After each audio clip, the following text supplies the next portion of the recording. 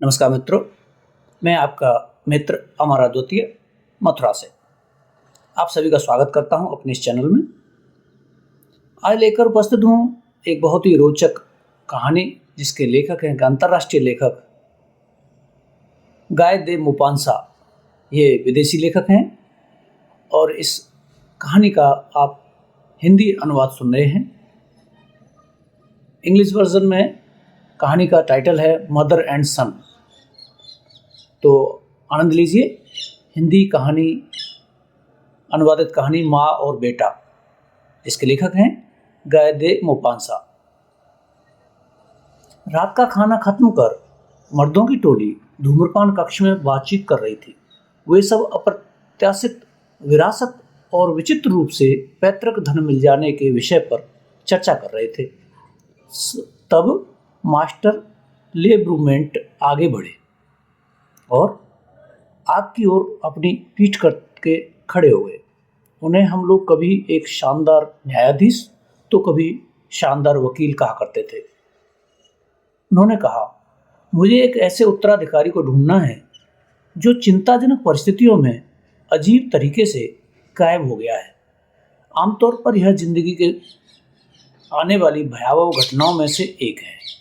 शायद ऐसी घटनाएं आए दिन होती हैं, लेकिन जहाँ तक मैं इस घटना के बारे में समझता हूँ जिसकी जिक्र कर रहा हूँ, वह शायद सबसे डरावनी है।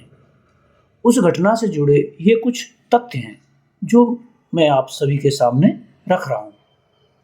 करीब 6 महीने पहले मैं एक ऐसी महिला के सामने खड़ा था जो अपनी अंतिम सांसें ले रही थी।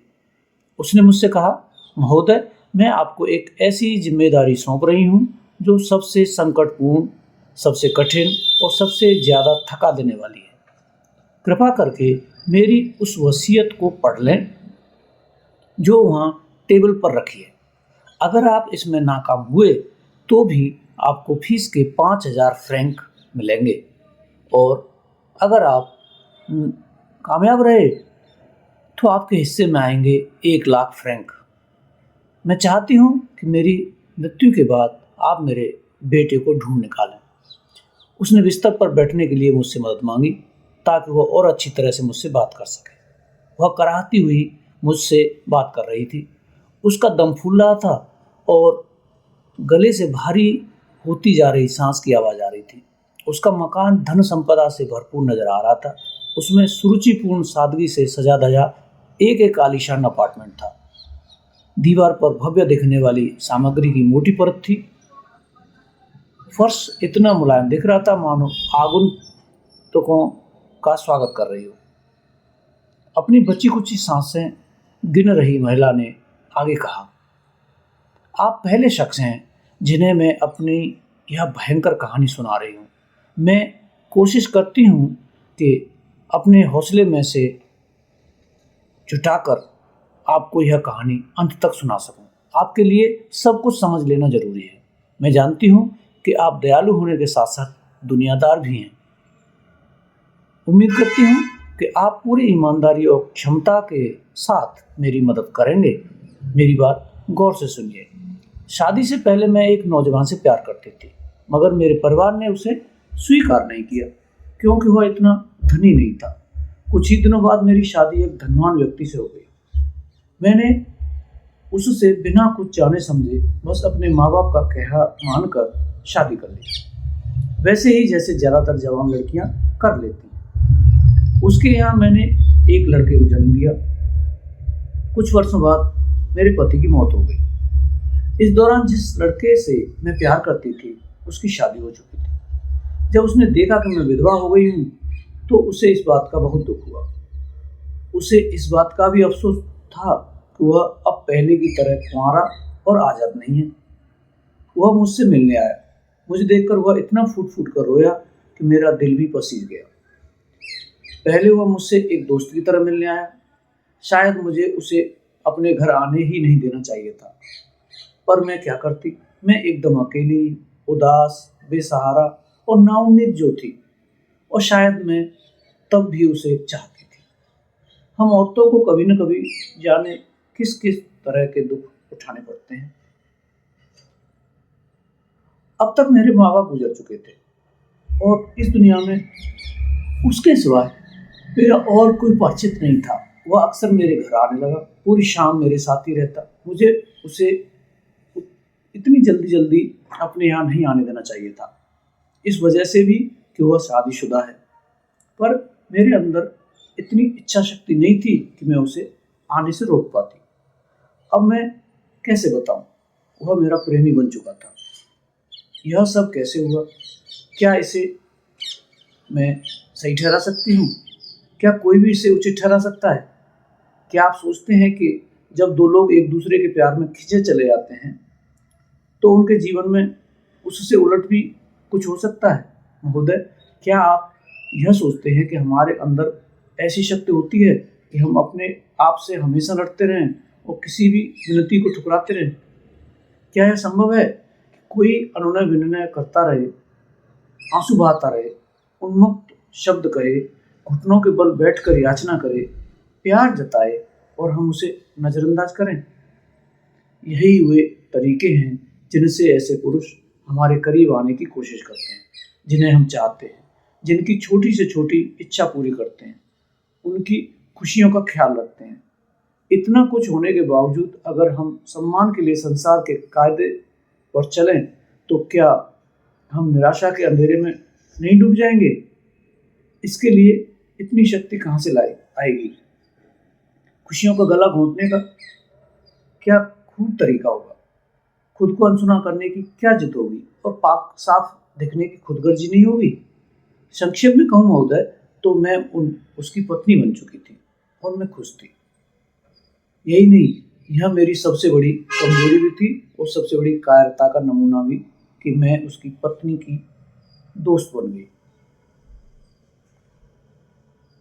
सबने मिलकर मेरे बेटे की परवरिश की। हमने उसे एक संपूर्ण पुरुष बनाया जो बुद्धिमान था, विवेकी और निश्चय का पक्का था, साथ ही महान और उदार विचारों वाला भी था। देखते ही देखते वह 17 वर्ष का हो गया। मेरा नौजवान पुत्र मेरी ही तरह मेरे प्रेमी से बहुत प्यार करता था। जितना मैं अपने प्रेमी को चाहती थी, मेरा पुत्र भी उसे उतना ही चाहता था।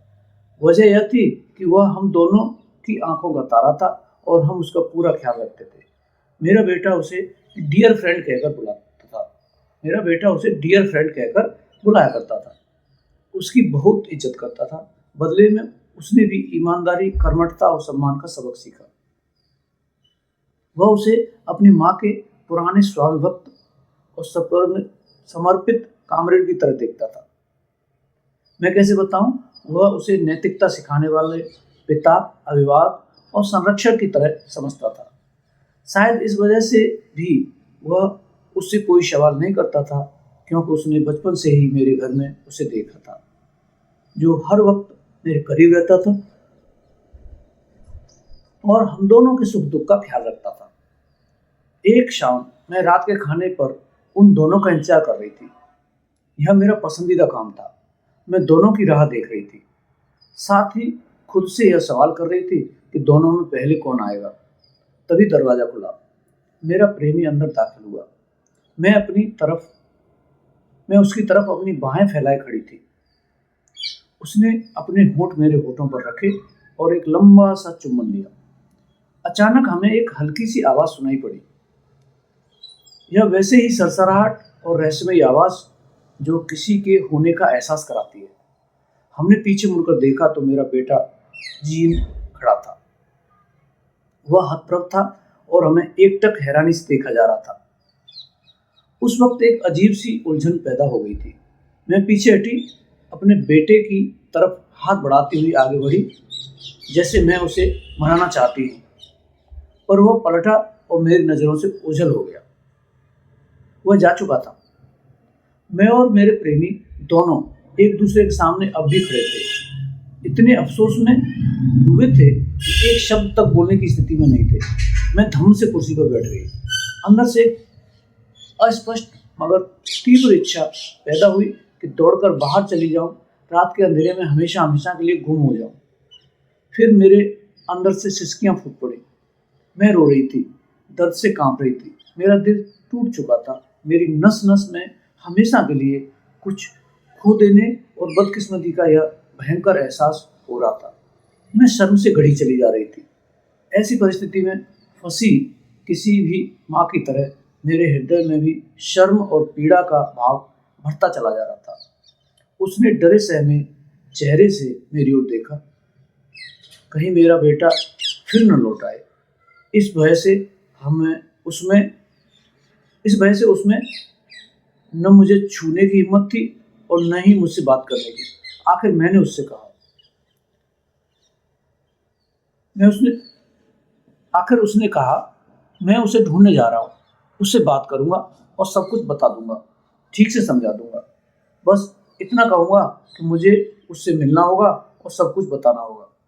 और फिर वो तुरंत निकल गया। मैं इंतजार करने लगी, विचलित मनोदशा के साथ इंतजार करने लगी। मैं हल्की सी आवाज से भी कांपने लगी। अंगीठी में जलती आग से कुछ चटकने की भी आवाज होती तो मैं बुरी तरह डर जाती और फिर मेरे मन में ऐसे ऐसे ख्याल आते कि मैं बता नहीं सकती। मैंने 1 घंटे तक इंतजार किया, फिर 2 घंटे हो गए। मेरा दिल डर से ऐसे कांप रहा था जैसा पहले कभी नहीं हुआ था। वह ऐसी वेदना थी जिसका कष्ट मैं नहीं चाहूंगी कि दुनिया के सबसे दुर्दांत अपराधी को 10 मिनट के लिए भी सहना पड़े। मैं सोच रही थी कि मेरा बेटा कहाँ होगा, वो क्या कर रहा होगा। आधी रात के करीब एक संदेशवाहक मेरे पास मेरे प्रेमी की लिखी एक पर्ची लेकर आया। मुझे आज भी उसका एक एक शब्द याद है। क्या तुम्हारा बेटा लौट आया? मैं उसे ढूंढ नहीं सका। मैं यहाँ हूँ। मैं इस वक्त कहीं नहीं जाना चाहता हूँ। मैंने उसी पर्ची पर पेंसिल से लिखा, जीन अब तक नहीं लौटा है, तुम्हें उसे ढूंढना ही होगा। और मैंने पूरी रात उसी कुर्सी पर बैठे बैठे उसके इंतजार में बिता दी। मुझे लग रहा था कि मैं पागल हो जाऊंगी। ऐसा लग रहा था कि मैं पागलों की तरह दौड़ने लग जाऊं, जमीन पर लौटने लग जाऊं। मगर मैं अपनी जगह से हिल भी नहीं पा रही थी, बस इंतजार करती जा रही थी। 1 घंटे के बाद दूसरा घंटा बीतता चला गया। आखिर अब क्या होगा? मैं सोच रही थी कि अंदाजा लगाने की कोशिश कर रही थी, लेकिन दिमाग पर पूरा जोर डालने के बाद और अपनी अंतरात्मा की धिक्कार सुनकर भी मैं किसी नतीजे पर नहीं पहुंच पा रही थी। और तब मुझे यह डर लगने लगा कि दोनों मिल गए तो क्या होगा, दोनों आमने सामने आएंगे तो क्या करेंगे, मेरा बेटा क्या करेगा। मेरा दिमाग भयभीत करने वाली आशंकाओं और अशुभ आशंकाओं से जैसे फटा जा रहा था। महोदय, क्या आप मेरी भावना को समझ पा रहे हैं? मेरी नौकरानी, जो इन बातों से अनजान थी, वह बार बार मेरे कमरे में आती और लौट जाती। उसे शायद लग रहा था कि मेरा दिमाग खराब हो चुका है। मैं उसे कुछ कहकर या फिर इशारा कर कर बाहर जाने को कह देती। उसने एक डॉक्टर को बुला लिया, जिसने बताया कि मुझे कोई गहरा सदमा हुआ है। मुझे बिस्तर पर लिटा दिया गया। मुझे दिमागी बुखार था। लंबी बीमारी के बाद जब मुझे होश आया, तब मैंने अपने करीब अपने प्रेमी को देखा। वह अकेला था। मैं पूछ बैठी, मेरा बेटा मेरा बेटा कहाँ है? उसने जवाब नहीं दिया। मैं हकलाने लगी, मर गया? मर गया? क्या उसने खुदकुशी कर ली? नहीं नहीं, मैं कसम खाकर कहता हूँ। लेकिन पूरी कोशिश के बाद भी हम उसे ढूंढ नहीं सके। तब मैं अचानक उत्तेजित हो गई, कुछ हद तक क्रोधित भी। अक्सर कहा जाता है कि औरतों में इस तरह का गैर जिम्मेदार और अविवेकपूर्ण क्रोध देखा जाता है।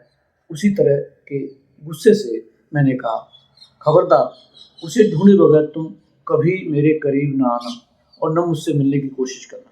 चले जाओ यहाँ से। वह चला गया। उसके बाद न मैंने कभी अपने बेटे को देखा, न अपने प्रेमी को। 20 साल से मैं ऐसे ही जिंदगी काट रही हूँ। क्या आप सोच सकते हैं कि मेरे ऊपर क्या बीती है? क्या आप इस भयानक सजा का अंदाजा लगा सकते हैं, जिसमें एक माँ का हृदय इन अंतहीन मुसीबतों के पलों की वजह से धीरे धीरे पंग होता चला गया? अंतहीन ही नहीं, अंतहीन ही कहा ना मैंने, पर नहीं, इसका अंत होने वाला है, क्योंकि मैं अपने प्राण त्याग रही हूँ। मैं मर रही हूँ और मैं इस वक्त भी उनमें से किसी को भी देखे बिना इस दुनिया से जा रही हूँ। उसने जिसने मुझे प्यार किया, पिछले 20 वर्षों से रोज चिट्ठी लिखता है, मगर मैंने कभी उसे मिलने की इजाज़त नहीं दी, 1 सेकंड के लिए भी नहीं, क्योंकि मेरे अंदर एक विचित्र भावना थी कि अगर वह मुझसे मिलने आया तो ठीक उसी वक्त मेरा बेटा भी यहाँ उपस्थित हो जाएगा। ओह, मेरा बेटा, मेरा बेटा, क्या वह मर चुका है? क्या वह जिंदा है? आखिर वह कहाँ छिपा है? शायद है या नहीं, शायद उसे विशाल सागर के पार, या फिर एक ऐसे सुदूर देश में जिसका मैं नाम तक नहीं जानती। क्या वह कभी मुझे याद करता है? काश वह समझ पाता। ये बच्चे भी कितने कठोर होते हैं। क्या उसने सोचा कि वह मुझे किस भयंकर पीड़ा को झेलने के लिए छोड़े जा रहा है? उसने सोचा कि जवानी के दिनों से लेकर इस बुढ़ापे तक वह मुझे निराशा के किस भंवर में अनगिनत वेदनाओं के सहने के लिए धकेले जा रहा है? क्या उसे एहसास है कि उसकी बूढ़ी माँ, जिसने वात्सल्य के चरम तक उसे प्यार किया, वो मरने जा रही है? ओह, क्या यह उसकी निर्दयता नहीं है? क्या उसे यह सब बताएंगे ना महोदय? क्या आप नहीं बताएंगे?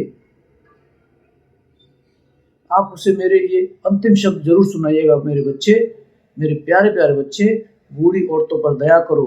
जिंदगी उनके साथ पहले ही जल्लादों और जंगलियों जैसा व्यवहार करती है।